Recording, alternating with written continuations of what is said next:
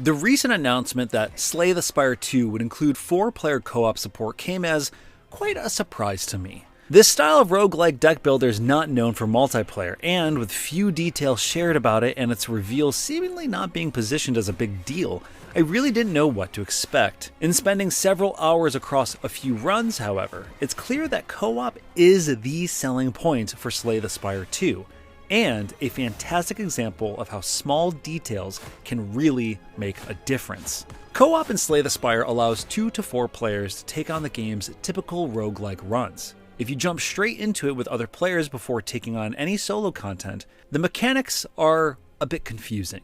You're all playing the same character with the same basic deck, the same relics available to you, and so on. Are we sharing a deck? Are potions or gold shared? It takes a little time to figure out that. While you're all simultaneously participating in the same combat and events, the choices you make and everything you gain belongs to each player individually. The only thing shared really is that you're following the same path across the map and benefiting or being hurt by the same buffs and debuffs on the enemies you're facing. Combat happens simultaneously, which encourages communication between players. At a basic level, that means trying to ensure one player inflicts vulnerable before others use their attacks to ensure they deal more damage. But the possibilities are vast, particularly as you unlock more cards and relics. One player might play a card that causes the next attack from someone else to be more effective. So you'll want to ensure that follow-up attack is the most powerful one in anyone's hands. Someone else might gain block based on stacks of poison the team is collectively inflicting on enemies. There are even cards that are explicitly focused on multiplayer teamwork. A friend of mine focused his deck building on boosting his defense as much as possible and playing a card that diverts all enemy attacks from a teammate to him. That meant our teammate could spend that turn going all out on offense without any regard for the damage that might open them up to. Within a few hours of playing, we found numerous exciting combos that went well beyond my expectation of what a co-op Slay the Spire could be.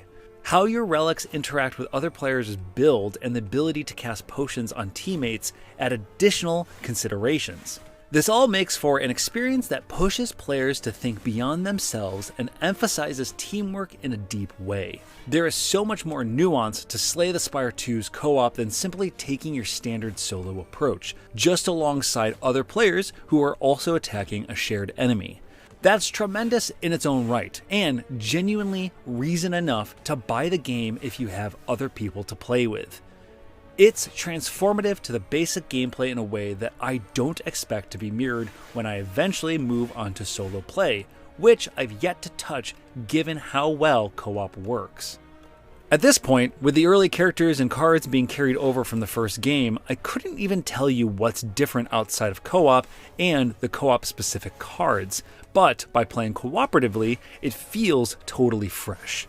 Any mild concerns I had about still enjoying Slay the Spire's core gameplay after years spent with games like Monster Train, which added wonderful wrinkles to the deck builder roguelike formula, dissipated within an hour. What I appreciate most about Slay the Spire 2's co-op, though, are all the smaller touches. For starters, you aren't forced to play solo first. I'm often frustrated when a game forces you to engage in some amount of solo play before being able to play with friends. There is a suggestion here to do so, but you can bypass that and still get some helpful tips and reminders on the basics while playing co-op. Once you're in a run, you start to see even more thoughtful details you might not expect, especially from an early access game. There's a semi-translucent hand on screen for each of your teammates that reflects the position of their cursor, allowing you to see what they're doing and the actions they're contemplating. You can click on a teammate to view their cards and other resources to understand their build. Voice communication still seems to be borderline essential, but these basic informational building blocks are communicated automatically. This thoughtful design extends far beyond combat. A roguelike of this sort lends itself to taking a lot of time to contemplate a purchase at a store or an upgrade to a card sometimes. Other times you might be ready to zip right ahead. That tees up a potential stress point where one player is eager to move on to the next stage while someone needs time to strategize. Mega Crit came up with a great solution by giving you something to do on the overview map. Players killing time can draw on the map, and those drawings persist as you make your way across a given act. It's fun to emerge from the shop to see what kind of monstrosities your team has created, and those drawings can evolve as you spend time making it across the map. Periodically, you'll come across a chest containing relics. Rather than simply choosing one, you again see a physical representation of each player's hands as they hover over them and contemplate their preference. You can coordinate and each choose a different one, or multiple players can select one, which initiates an automated rock, paper, scissors match between the players to see who gets the relic. The silliness of seeing these hands duel it out helps to take any of the sting out of losing out on an item you hoped to get. Likewise, you get to see these hands move across the map, and each person can vote for the path they wish to take. Once the votes are in, a quick roulette-style randomization wheel is initiated to see which path the team goes down. This ensures everyone has a voice, whether or not you're voice chatting, but more importantly, by not relegating these interactions to more basic menu-style choices. The representation of each player as a hand lends the proceedings a much more personal, intimate feel. For a game you're playing online with no real customizable avatar to uniquely represent each player, I was struck by how Slay the Spire 2's handling of these choices made it feel like I was actually in a room hanging out with my teammates and playing a board game.